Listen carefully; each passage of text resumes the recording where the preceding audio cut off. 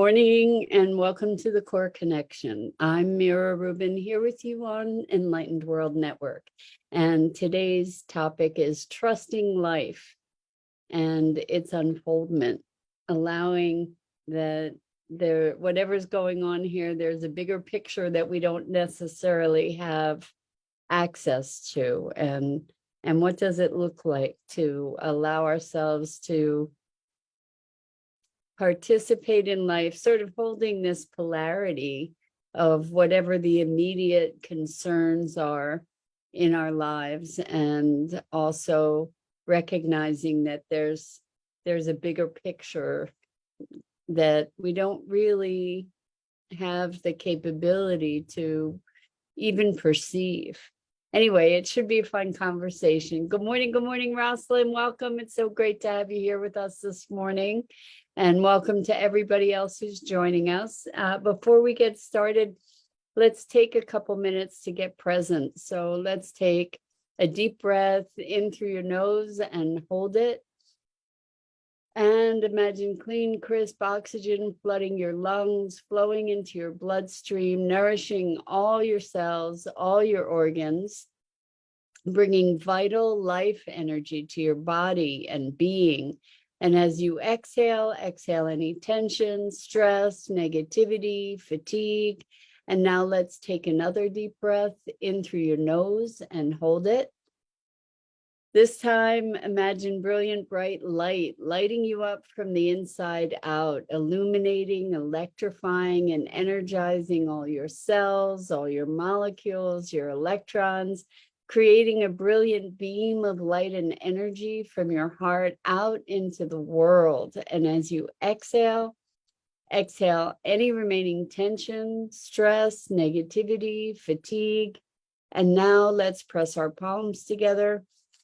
Vigorously rub your hands together to feel the friction, the temperature, the pressure, the motion, the tickling and tingling when you stop, and allow all those sensations to bring you present right here, right now, into this remarkable physical form that enables you to experience life. Welcome, welcome, welcome.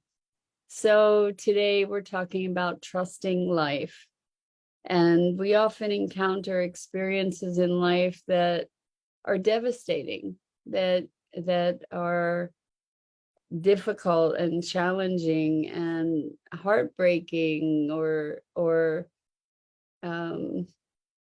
just painful. And even in the space of those moments when we're called to respond, we're called to action, or maybe just feeling incapacitated. Even in those moments, it's possible to allow ourselves to step back and perhaps recognize that the unfolding of life is something beyond our understanding.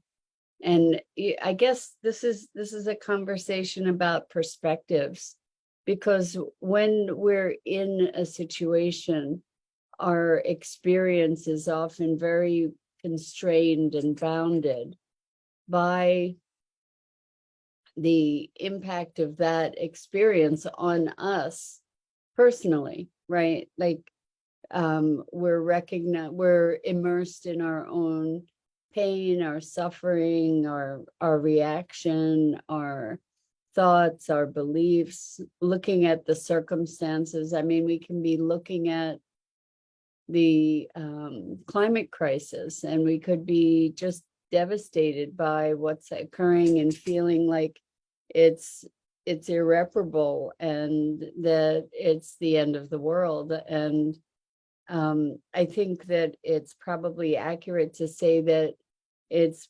potentially the end of the world as we know it. And if we take a broader perspective, human beings are one species on a planet of millions and millions of species, and our history here on this planet is just a fraction, the smallest fraction of its long history.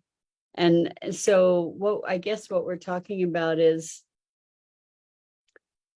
scale in perspectives, and to recognize that we don't necessarily know as much as we think we know, right? That we have this hubris around our primacy and our importance, and when we take a broader view of things, we're maybe able to gain some distance from our personal experience, to recognize that there's a greater picture going on. We might not understand it, we might not know where it's going, but sometimes, to me anyway, there's some comfort in being able to step back and recognize I don't know what the bigger picture is. I don't know what is, what the purpose, if there is a purpose, of all of this is. I don't know all the intricacies of what's being created and what's being generated, and on a grand scale on the planet, or in the cosmos for that matter, right? I'm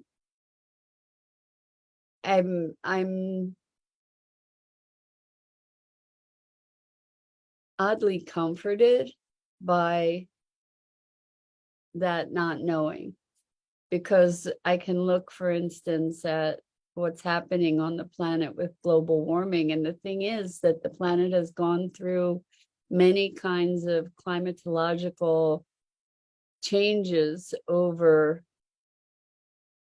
its lifetime, and extinctions, and we were calling this the sixth extinction. But life has evolved and emerged and transformed on this planet, and the geography has changed, and there are cycles to things in the universe. And maybe I'm strange in that I find that comforting, to recognize that whatever destruction we might be bringing upon the systems of the planet, it's unlikely that that's going to be of any permanence, the destruction that we create. And that maybe even in a larger scheme of things, it's even less relevant. So this notion of letting life unfold, letting life, being present to life's expression as an evolution, as a system, as a thing that has its own intelligence that is greater than our own. Somehow I find that comforting. And it doesn't mean that necessarily helps you through your own personal tragedies. We get to hold these things at the same time, holding polarity, like we have a call to action. I'm not saying that this is a call to complacency or anything. We have, when we connect to our core, when we're connected to our heart and to our deepest essence, then we're called into action. And to particular expressions that are in alignment with our essential being. And that call from our heart and soul, that is letting life unfold, that is being in service to life and to our unique role within this greater orchestration. If so, the notion of orchestration implies intelligence, and more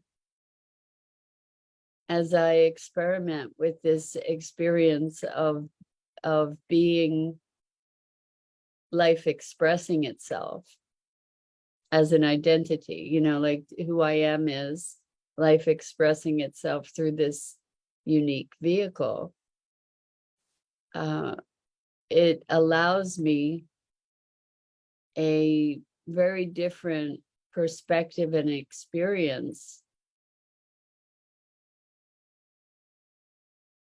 of wonder, actually, to be able to observe that, to be able to see it unfolding as life expresses itself through me and through you and through everything around us. The notion that life is expressing itself through us connects us to everything else. And this notion of orchestration is an ode to the intelligence of life, that it is this constant feeling out and feeling through and adaptation and modification and transformation. And the more connected that we are to our own alignment, the purer an expression we are of life's intention. At least that's what I'm playing with these days. Not saying it's true, try it on, see if it works for you. But for me, it's an ever deepening inquiry to be allowing for life as an intelligent energy or an intelligent impulse that is shaping the emerging world. And Rosalind says, life expressing itself, like a flower doesn't need to be told what to do. Yes, I'm the right environment. In the right environment, the flower will bloom. So what is human nature? Trust that will unfold. What kind of space is needed for the human to bloom? That's such a good question, because, you know, as we look around, it's really quite obvious that there's a lot of pain and a lot of suffering in the world. And I guess the question is, what does it mean to bloom? Because plants and people adapt to challenge in an environment. Like a plant that grows with no wind, no breeze, whatever, is not going to gain the strength in its stem that it needs to be able to remain upright. So there's a certain amount of challenge and what's the word? Well, I don't know, obstruction's not quite the right word, but some difficulty, adversity, some level of adversity in order to create resilience and strength. So I remember years ago, there was, when people were very germ phobic and trying to create these germ-free environments. And the result was that the people that were cultivated in this kind of germ-free environment had no resilience to natural, I'm going to say adversaries, but that's not, natural challenges to their well-being, that a certain amount of exposure to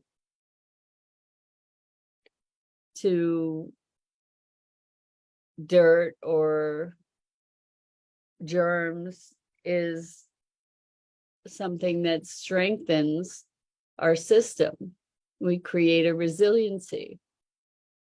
And without that, there's not that strength. So the challenges that we confront are challenges that can help us grow. It brings to mind the statement, whatever doesn't kill you makes you stronger. And unfortunately,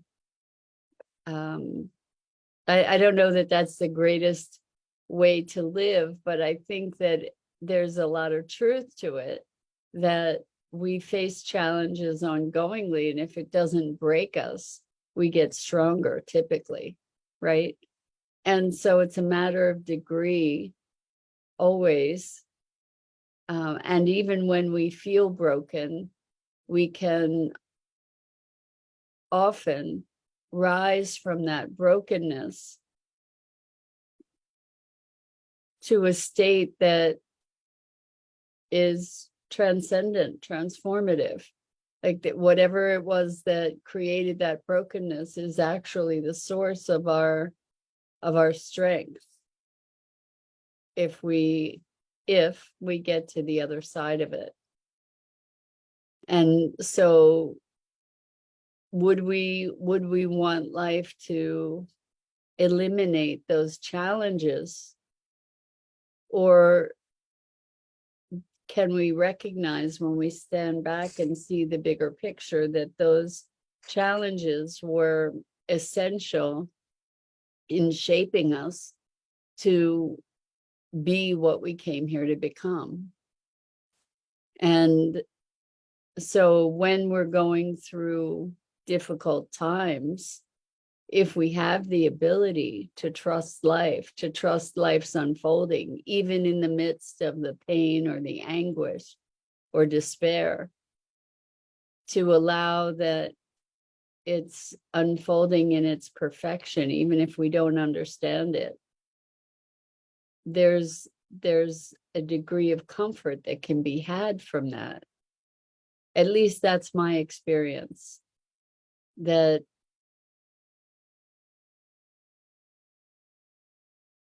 I can hold these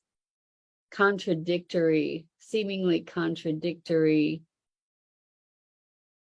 experiences all at the same time. So I can be in a moment of pain and also recognize that there may be a greater thing at play than my momentary experience.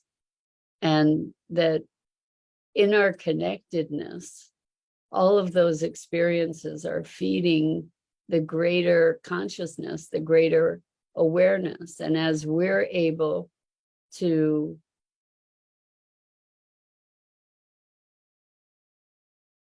learn and flow with life, that supports that learning and flowing beyond ourselves. Now that may or may not be true. I'm not saying that that's a truth. It is something that I play with, that I endeavor to live into. And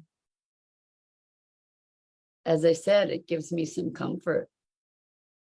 So letting life unfold, trusting life, trusting that we're all here for our unique purpose, even if we might not understand what it is. So, as Rosalind said, a flower doesn't need to be told what to do. And when we connect more deeply with that essential self, we're moved to be in greater expression of that self, like the flower. We're unfolding. We're shifting with the wind, the wind that is prevailing, that may impact the way that we grow in certain ways. And it's in those unique adaptations also that we become more of our wholeness. So I invite you to just explore what it would be like to trust life, even when things look terrible, even in the space of suffering. I think the ability to trust life alleviates a lot of that suffering, because suffering exists when we want things to be other than they are. If we allow things to be as they are, we may experience pain, but we don't have to be experiencing suffering. And I'm thinking of this thought school that I've mentioned to you before. It was interesting. We gathered over the weekend, and there was talk of struggle, and how, again, it was elevating this notion of struggle and suffering. I added the suffering part, but the struggle. And good morning, good evening, Gia. Welcome. So good to have you here with us this morning. We're talking about trusting life and struggling with something. And I guess I found myself struggling to understand certain things, struggling being kind of wrestling with, grappling with, having, being challenged by. But I think so often the notion of struggle comes with suffering. And instead of the play, for instance, of wrestling, or grappling with something, dancing with something, discovering something. And there can be discomfort in that, and which again can be a catalyst to growth and transformation. All of these processes, joy, sorrow, elation, grief, all of these things, all of our emotions are part of life and part of life's unfolding. And the idea is not to take ourselves out of those experiences, but to recognize that there's a greater picture. And if we are able to step into this place of broader view, that it can allow us some release of the attachment to that particular experience that could be through which we're creating great pain for ourselves and suffering. So by standing back and having this broader view, we can hold both. We can recognize the pain in that moment, and we can also recognize the greater picture. And in doing so, I think we can find a greater experience of grace. And it's interesting because I'm thinking of the word acceptance. And unfortunately, in our general awareness, the notion of acceptance kind of implies a complacency or a lack of action or a lack of engagement.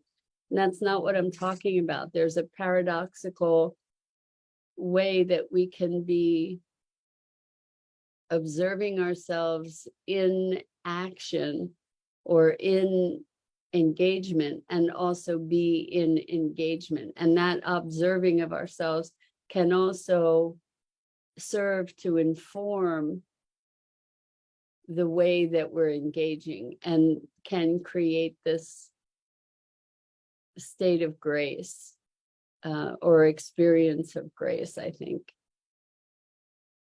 It's funny how paradox is so foundational to this transformational path that we're on, right? To be in it, but not of it, to be both. And in being both, it gives us space to transcend the limitations of just being in it. So trusting life, what's available to us, as we allow ourselves to trust that things are unfolding exactly as they're meant to, including when we have temper tantrums, including when we are devastated or elated, or, to include it all, that all of it is part of life, and that we can trust that there's a greater, maybe ineffable wisdom to life that is beyond our comprehension, and to find some kind of peace with that not knowing. Anyway, that's it for this morning. I'm Mira Rubin.